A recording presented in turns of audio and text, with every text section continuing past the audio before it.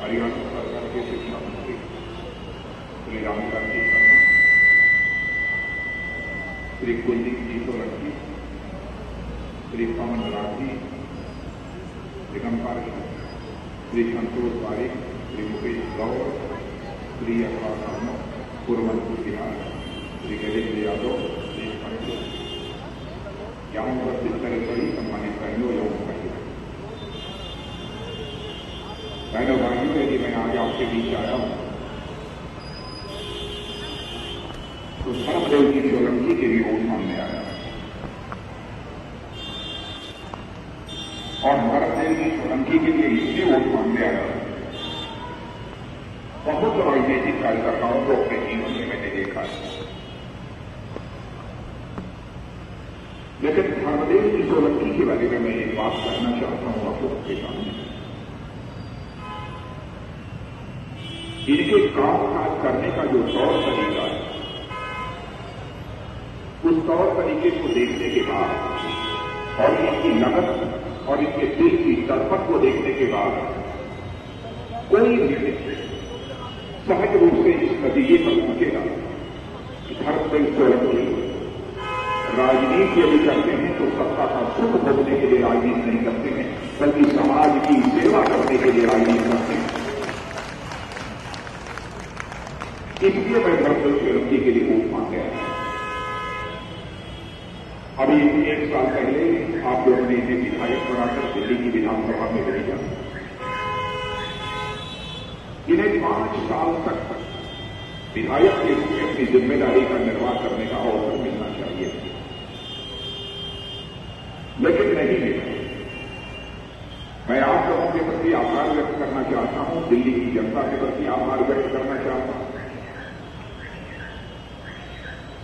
कि आप लोगों ने भले ही भारतीय जनता पार्टी को पिछले विधानसभा चुनाव में स्पष्ट बहुमत न दिया, लेकिन दिल्ली विधानसभा की सबसे बड़ी राजनीतिक पार्टी के रूप में यदि आपने किसी को चुना तो भारतीय जनता पार्टी को आपने सबसे बड़ी पार्टी के रूप में चुना। और उसके बाद दूसरी राजनीतिक पार्टी आपने देखा कि आपकी दीवारें किस तरीके से खिसक रही। अभी हमारे बड़े अदालत 10-15 लोगों ने आपकी सदस्यता को ठोकर मारकर आज भारतीय जनता पार्टी को उन्होंने सदन कर दिया।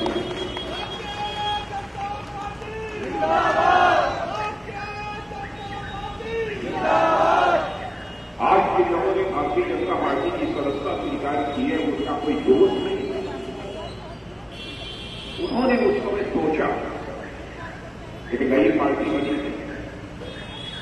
और इस आजाद भारत में नेताओं की कथनी और करनी में अंतर होने के कारण भारत की राजनीति और भारत के नेताओं पर से जनता का विश्वास समाप्त होता जा रहा है। एक विश्वास का संकट भारत की राजनीति में पैदा हो रहा है। शायद इस विश्वास के संकट को कोई चुनौती के रूप में स्वीकार कर सकता है तो जो आपका नेता है वही स्वीकार कर सकता है, यह लोगों ने सोचा। इस कारण आप नई नवीनी पार्टी के लिए इन लोगों ने पूरी जी जान लगाकर काम किया। लेकिन मैं आपसे ये पूछना चाहता हूं कि आपने भारतीय जनता पार्टी को सबसे बड़ी पार्टी के रूप में चुनकर भेजा था, तो यदि दूसरी पार्टी को उसके नीचे थी नई नवीनी पार्टी, यदि वह नैतिकता की राजनीति करने का दावा करते हैं, ईमानदारी की राजनीति का दावा करने का दावा करते हैं, तो क्या उसका यह फर्ज नहीं बनता यह कहते हैं कि चूंकि दिल्ली की जनता ने सबसे बड़ी पार्टी के रूप में भारतीय जनता पार्टी को चुनकर भेजा है, इसलिए भारतीय जनता पार्टी को ही सरकार बनाना चाहिए। हम अपना मुद्दों के आधार पर समर्थन देने को तैयार हैं। किस ईमानदारी और किस नैतिकता की बात करते हैं? क्या यही नैतिकता है? क्या मैं दिल्ली की जनता को 1 साल के अंदर ही 2 बार विधानसभा का चुनाव लड़ने के लिए मजबूर कर दिया? बहनों भाइयों, चाहे विधानसभा हो अथवा लोकसभा, जब भी चुनाव होते हैं तो लाखों हजारों और सैकड़ों करोड़ रुपए जो सरकारी खजाने के होते हैं वो खर्च होते हैं। राजनीतिक पार्टियां भी चंदा लेकर जिस तरीके से चुनाव लड़ती है वह भी खर्च होता है। बाजार में जब पैसा आता है तो पैसे की कीमत बढ़ती है, घटती है, पैसे की कीमत घटती है, महंगाई बढ़ती है। लेकिन सैकड़ों करोड़ रुपया 2 बार दिल्ली में विधानसभा का चुनाव कराकर खर्च कराने का अपराध यदि किसी ने किया है तो नई नवेली पार्टी दिल्ली की आपने किया है बहनों भाइयों। तो आज मैं आप सबसे यह अपील करके आया हूं, जो अपराध उस राजनीतिक पार्टी ने किया है उसकी सजा लोकतांत्रिक व्यवस्था में कोई दे सकता है तो केवल जनता ही दे सकती है।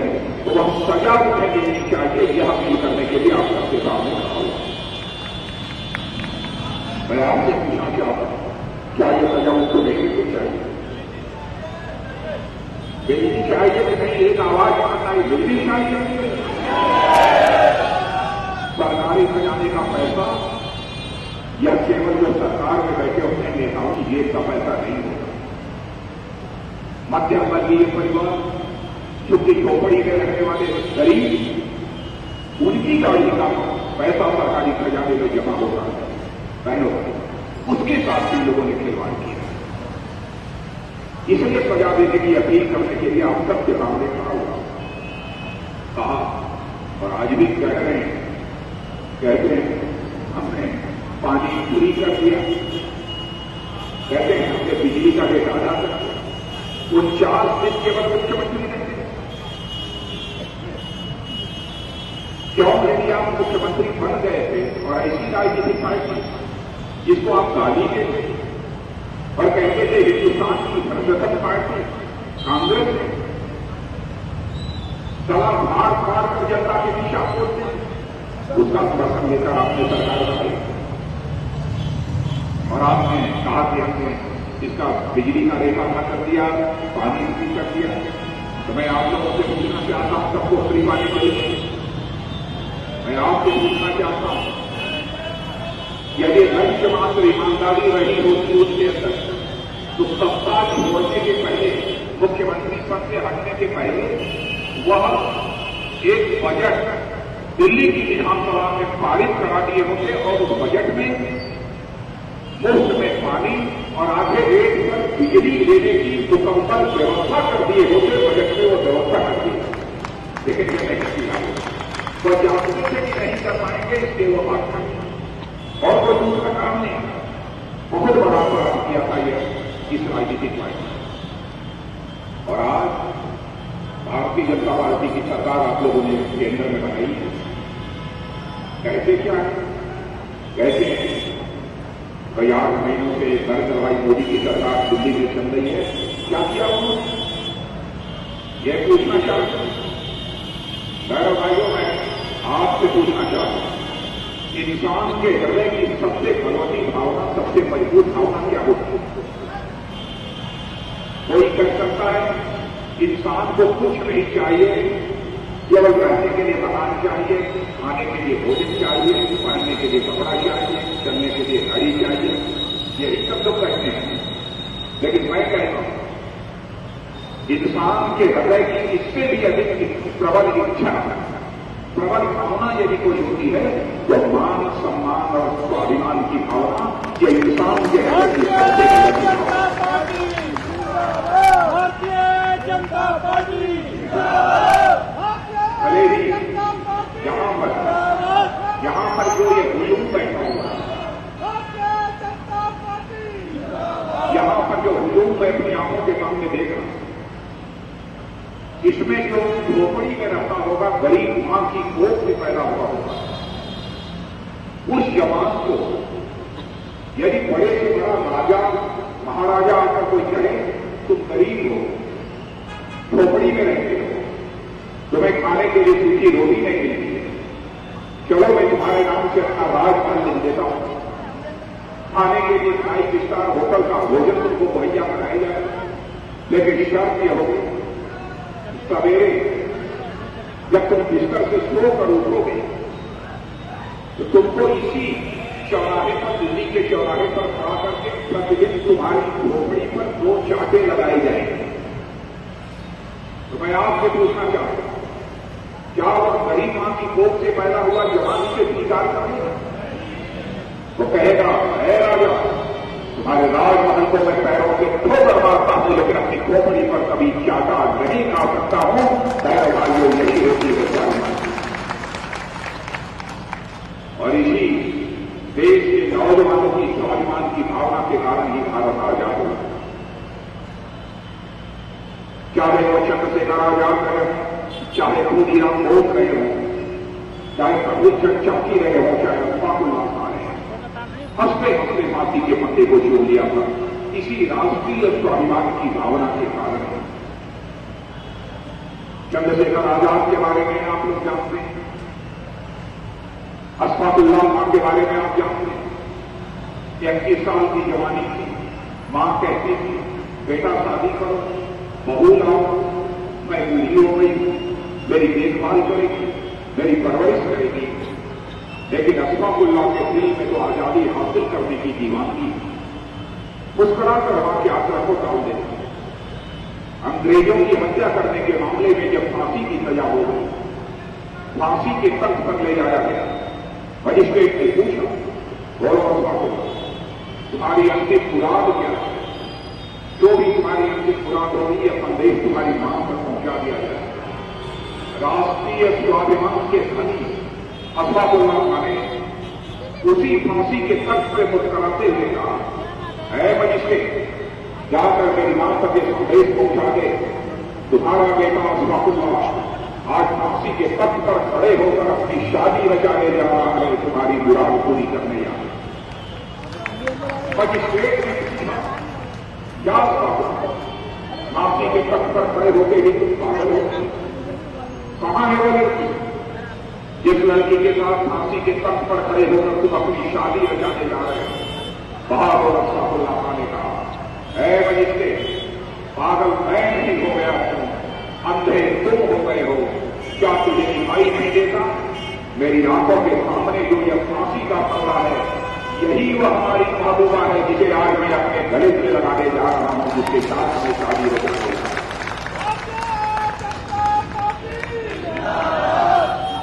आजादी हासिल हुई है, इसी स्वाभिमान की भावना के कारण ही आजादी हासिल हुई। आजादी की रक्षा भी यदि हो सकती है बहनों भाइयों, इसी स्वाभिमान की भावना के कारण ही आजादी की रक्षा हो सकती है। हमारे प्रधानमंत्री ने कुछ किया हो अथवा न किया, कौन इस सच्चाई को नकार सकता है? अंतर्राष्ट्रीय जगत में, इस आजाद भारत में भारत का मस्तक सारी दुनिया में ऊंचा करने का काम यदि किसी ने किया है तो हमारे प्रधानमंत्री नरेंद्र भाई मोदी ने किया। दुनिया का सबसे ताकतवर देश अमेरिका, जो वीजा देने को तैयार नहीं था, अमेरिका में घुसने की इजाजत देने को तैयार नहीं था। मैं पार्टी का राष्ट्रीय अध्यक्ष होने के नाते जब मैं वहां गया था, जब सारे दिग्गज नेताओं से मेरी बातचीत हो गई, तो उसके बाद वहां के प्रेस के लोगों ने मुझसे पूछा कि अध्यक्ष जी, आपने तो अमेरिका के सारे नेताओं से सब कुछ बात कर दी, सारे दिग्गज नेताओं से आपकी भेंट हुई, लेकिन आपने नरेंद्र भाई मोदी के लिए वीजा नहीं मांगा, आपने यह निवेदन नहीं किया कि उनको अमेरिका आने दो। मैंने कहा उन्होंने कभी इच्छा ही नहीं व्यक्त की अमेरिका में, लेकिन धीरे से उनकी कान में मैंने कह दिया, याद रखना 6 महीने के बाद हिंदुस्तान की जनता ऐसे हालात पैदा कर देगी कि आज अपने को दुनिया का सबसे ताकतवर देश मानने वाला यह अमेरिका, यही पलक कापड़े बिछाकर और रेड कार्पेट बिछाकर नरेंद्र भाई मोदी का स्वागत करेगा।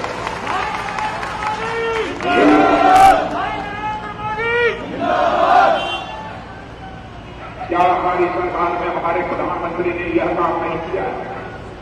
पैसे वाले ही बैंक के दरवाजे पर दस्तक दे सकते, लेकिन प्रधानमंत्री जनधन योजना के अंतर्गत बहनों भाइयों, भले ही छोटी झोपड़ी में कोई क्यों न रहता हो, भले आसमान के नीचे क्यों न रहता हो, सबका बैंकों में खाता खुलवाने का काम आजाद भारत के इतिहास में पहली बार किसी प्रधानमंत्री ने किया है, तो नरेंद्र भाई मोदी। 1,00,000 रुपए का आपका दुर्घटना बीमा पक्का। जिस दिन आपका खाता खुला, आपके पास पैसा नहीं, जीरो अकाउंट खुलेगा, बिना पैसे के अकाउंट खुलेगा, लेकिन अकाउंट खुलेगा। आपके पास भले ही 100 रुपया बैंक में जमा करो, जरूरत पड़ गई घर में, बेटा बीमार पड़ गया, बेटी की शादी है, सीधे जाकर बैंक से 5,000 रुपये का चेक काट कर देंगे। भले ही आपके अकाउंट में पैसा न हो, बैंक को आपको 5,000 रुपये का ओवरड्राफ्ट देना है।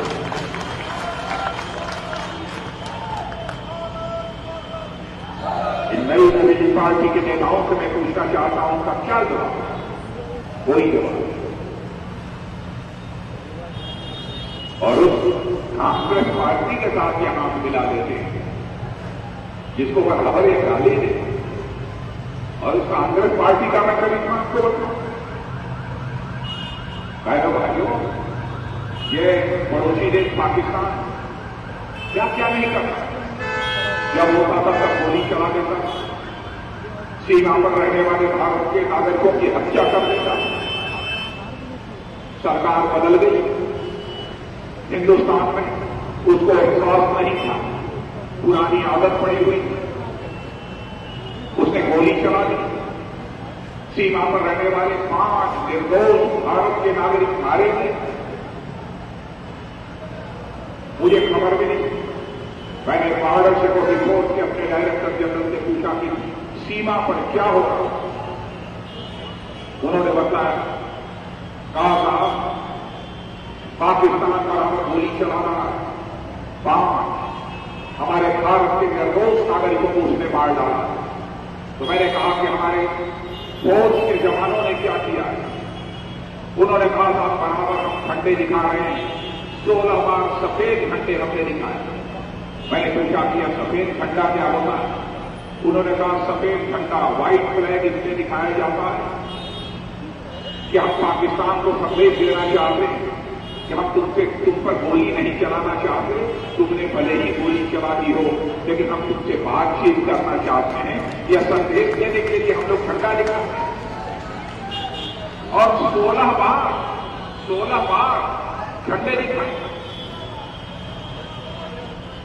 तो बहनों भाइयों, मेरा भी मिजाज गर्म हो गया और मैंने डायरेक्टर जनरल को कहा कि अब 17वीं बार सफेद झंडा नहीं दिखाया जाना चाहिए, बल्कि मुंहतोड़ जवाब पाकिस्तान को दिया जाना चाहिए।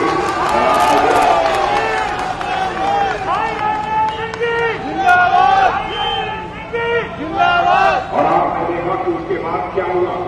यही पाकिस्तान भारत से अपील करने लगा, त्राहिमाम मुझे बचा लीजिए, गोली मत चलाइए।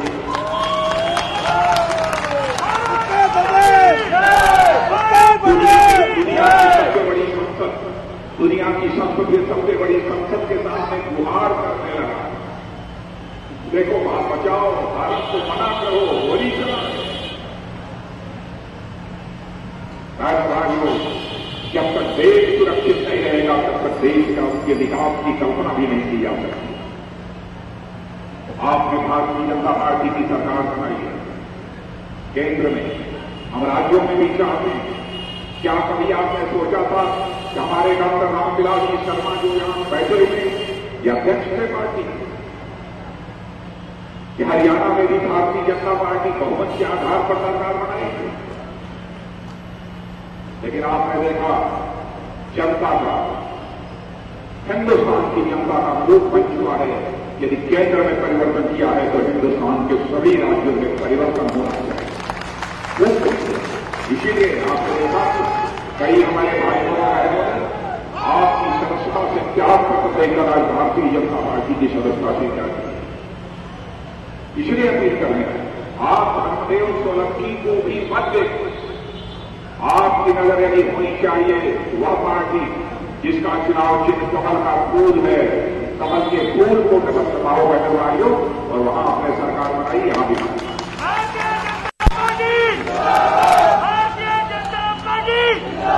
ये महिलाओं की सुरक्षा की बात करते हैं।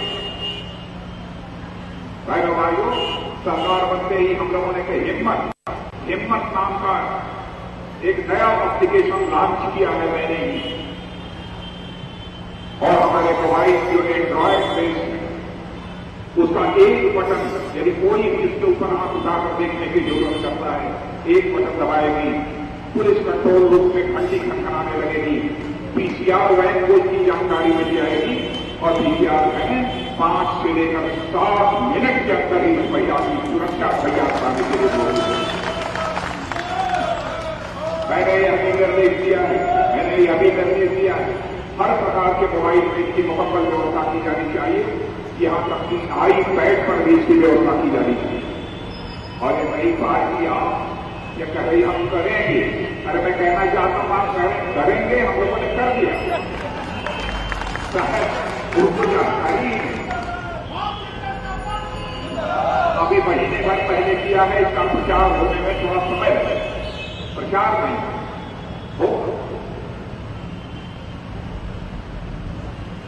तरह तरह के तरीके अखंडे अपराध लोगों को गुमराह करने की कोशिश की जा रही है। मैं अपने सिख भाइयों से भी कहना चाहता हूं, आपने देखा कांग्रेस की हुकूमत की क्या क्या किस्म हुआ आपके ऊपर, सरकार बनने के साथ ही जितने भी 1984 दंगों के पीड़ित थे उनको हम लोगों ने 5-5 लाख रुपया पुनः मुहैया कराने का काम किया। हम उनको यकीन दिलाना चाहते हैं, इंसाफ देना, इंसाफ और इंसानियत की राजनीति करना, यह भारतीय जनता पार्टी अपना धर्म मानती है। इंसाफ और इंसानियत की राजनीति करने के लिए हम अपने धर्म का पालन करते रहेंगे, चाहे उसके लिए हमें कितनी भी बड़ी कीमत की चुकानी पड़े। मैं मुझे भी यकीन दिलाना चाहता हूं। उन्होंने मुझसे शिकायत की, 2-2.5 महीने पहले उन लोगों ने मुझसे शिकायत की, हमारे साथ इंसाफ नहीं हुआ। जस्टिस माथुर के नेतृत्व में हमने कमेटी बना दी।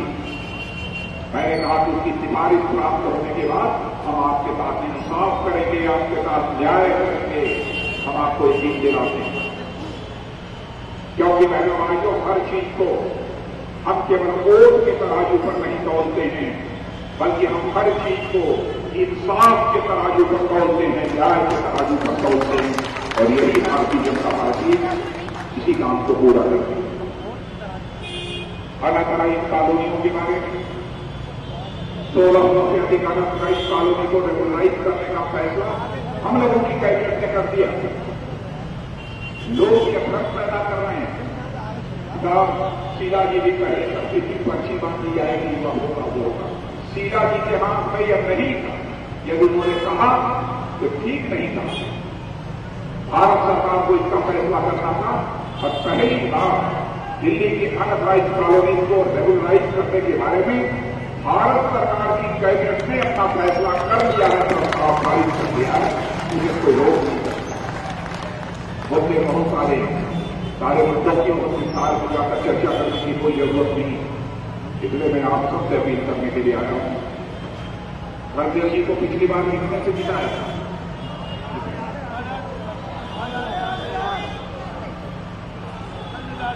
अरे 8.5 से जिताया था, तो अब इस बार इसको कम से कम 3 गुना कर दी, 25,000